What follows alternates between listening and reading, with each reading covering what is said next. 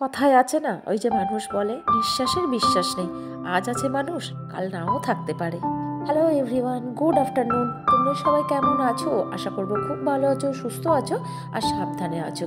আর এই ভিডিওটা অনেক দিনের ভিডিও, কারণ হচ্ছে মাঝখানে পুজো পড়ে গেছিলো, তাই ভিডিওটা দিতে পারিনি।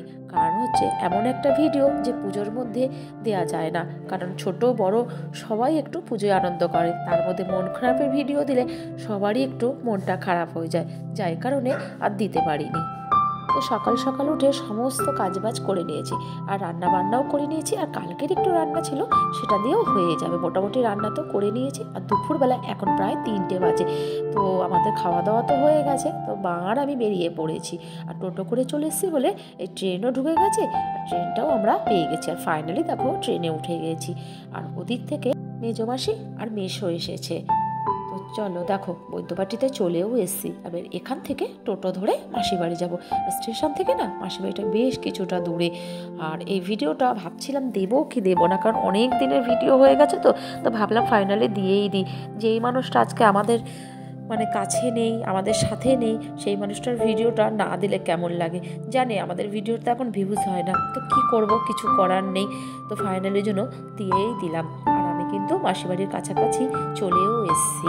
আর এই দেখো এখানে ঢালাই মেশিন দাঁড়িয়েছিল বলে তাই আর যেতে পারিনি। তো ফাইনালি মাসিবাড়িতে ঢুকে পড়েছি। আর মাসির তো ছোট্ট একটা মুদিখানা দোকান আছে, তোমরা জানো, এর আগেও কিন্তু আমি একটা ভিডিওতে দিয়েছিলাম।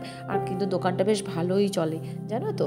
দুপুরবেলা ওই বেরোবার পরে তারপরে তখন তো ওই হাতে এক মুঠ ভাত নিয়ে কোনো রকম খেয়েছিলাম। তারপর একটু খিদেও পেয়েছিল। ওই যে মেজো মাসি বসে আছে, ছোটো মাসিও আছে, আর মাও আছে।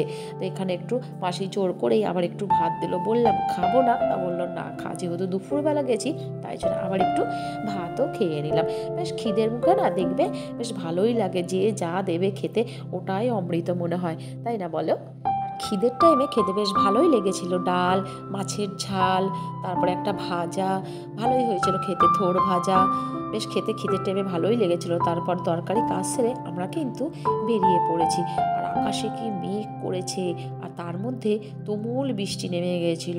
এত বৃষ্টি হচ্ছে, অর্ধেক তো প্রায় ভিজেই গেছিলাম। দেখো বৃষ্টিটা দেখলেই তোমরা বুঝতে পারবে কতটা বৃষ্টি হচ্ছিল। যেহেতু তখন একটু বর্ষাকাল ছিল, সেই জন্য দেখো বৃষ্টিতে পুরো আমি ভিজে গিয়েছি। তারপর ওখানেই অনেকক্ষণ দাঁড়িয়েছিলাম। তারপর ফাইনালি কিন্তু আর ভিডিও করতে পারিনি। আমরা ঋষরাতে চলে এসে মাসিদেরকে তো ওদিক দিয়ে টোটোতে তুলে দিয়েছি, আর আমি এদিক দিয়ে এসেছি কারণ বাবুর জন্য একটু খাবার কিনে নিয়ে যাব। তো ফাইনালি বাড়ি চলে এসেছি। তো অনেকটা পর একটু রেস্ট করে তারপর ভাবলাম পিয়ালির বাড়িতে নিয়ে যাই, কারণ ও বলেছিল মাসিরা আসলে নিয়ে যেতে। ওই জন্য ওর বাড়িতে আবার নিয়ে গেলাম মাসিকে আর মেশোকে। যেহেতু ওর বাড়িটা কাছে তাই ওর বাড়িতেই নিয়ে গেলাম। হ্যাঁ, রূপা চৈতালিরাও বলেছে, কিন্তু মেশো মাসিরা তো থাকে না, আসলে ওই 1-2 দিন থাকে, তাই আর নিয়ে যাওয়া হয় না। তবে দেখো আজকে যেই মানুষটাকে তোমরা দেখতে পাচ্ছ, এটা হচ্ছে আমার মেজো মেশো। সে কিন্তু আজ আর নেই আমাদের মাঝে, জানো তো। এতটাই খারাপ লাগে। 2 দিন আগে ধরো এরকম আমাকে ফোন করেছিল, আমার সাথে কথা বলছে, রোজই আমাকে ফোন করে, কিন্তু যখন আমি পরের দিন ফোন করলাম তখন আর মেশো কথা বলতে পারছিল না। তারপর তো সেই কলকাতার নার্সিংহোমে ভর্তি করলো। ওনার তো হার্ট অ্যাটাক হয়েছিল, একটা হার্ট ব্লক হয়ে গেছিলো।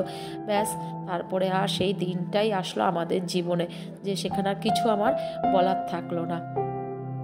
এতটাই বুঝতেই পারিনি যে এই মানুষটার সাথে আমি কালকে কথা বললাম, সেই মানুষটা আজকে আর নেই।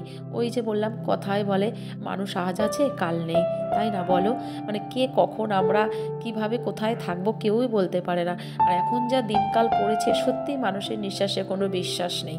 এটাই তো শুনে আসছি ছোট থেকে আমি। তো কি বলবো, এতটাই খারাপ লাগে না। এই ভিডিওটা দিচ্ছি হয়তো আমার কি বলবো, আমি তোমাদের বোঝাতে পারছি না কতটা খারাপ লাগছে। আর মেশো সব সময় আমাদেরকে খোঁজ খবর নিত, আর পিয়ালিকেও খুব ভালোবাসতো। ফাইনালি দেখো পিয়ালি লুচি, তরকারি, মিষ্টি কত কিছু করেছিল। তো মেশো তো এত কিছু খায় না, তাই বারবার করে বলছে তুলে দিতে।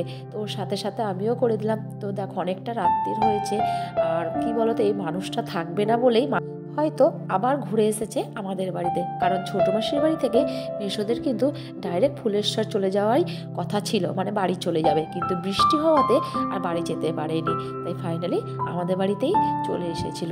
তো সেই দিনটা আসলো, যেই দিনটাতে আমাদের আর ভিডিও করার মতো মানে মনের কোনো জোর ছিল না, আর সত্যিই আমি পারি না এরকম কোনো ভিডিও আমি করতে পারি না। আর দেখো দিদি, আমি, দিদির ছেলে আর মাও ছিল, আমরা কিন্তু মাসির বাড়িতে এসেছি ফুলেশ্বরে। খবরটা পেয়েছিলাম আগের দিন রাতে, কিন্তু আগের দিন রাতে কোনো মতেই যাওয়া সম্ভব হয়নি, কারণ বৃষ্টি হচ্ছিল, তার সাথে সাথে হাওয়াও বইছিল। তো পরদিন ফাইনালি সকাল সকাল বেরিয়ে পড়েছিলাম, মা, আমি, দিদি আর দিদির ছেলে। ভাগ্যিস বাবুকে আনিনি, কারণ ট্রেনের খুব ভিড় ছিল, সেদিনকে নবান্ন ছিল, এতটাই ভিড় ছিল যে ট্রেনেরও লেট ছিল প্রচণ্ড, তাই কারণে আর আনা হয়নি। আর দেখো এসে গেছি, আর মাসি ছিল গঙ্গার ঘাটে। তো মাসিকে আমি ভিডিও করিনি, কারণ ভিডিওতে দেখবে সব কিছু কিন্তু ক্যামেরায় ক্যাপচার করা যায় না, আর আমার সেই মনের ইয়েটাও ছিল না যে আমি করব, সত্যি কথা বলতে, কারণ দেখবে সব জায়গায় সব কিছু সবাই করতে পারে না। তো আমারও হয়েছে সেই অবস্থা। তো ফাইনালি মাসির সাথে দেখা করে কথাবার্তা বলে তো গঙ্গার ঘাটে একটুখানি এসেছিলাম, কারণ হচ্ছে দিদি অনেক বছর পর এসছে, তো এখানে মন্দিরটা দেখবে বলেছিল, যে এই জন্য দিদিকে নিয়ে আসা। আমি এসেছি এর আগে, কিন্তু দিদি অনেক বছর পর আসলো বলে তাই এই গঙ্গার ঘাটে নিয়ে এসেছি। দেখো কত সুন্দর না, মনে হচ্ছে নিস্তব্ধ, কোথাও কোনো প্রাণ নেই, এত সুন্দর লাগছে, মনে হচ্ছে যেন এখানেই বসে থাকি। তাই দিদির ছেলেও একটু ঘুরে এখানটা দেখছিল, যদিও মনের অবস্থা কারোরই ভালো ছিল না। একটা শুদ্ধ মানুষ, মানে আজ কথা বললাম কাল সেই মানুষটা নেই, কেমন লাগে বলো ভাবলে। আর কি সুন্দর নৌকো বেয়ে বয়ে চলেছে, দেখো নৌকো ফেলাইছে, বেশ ভালো লাগছে তার মধ্যে দিয়েও।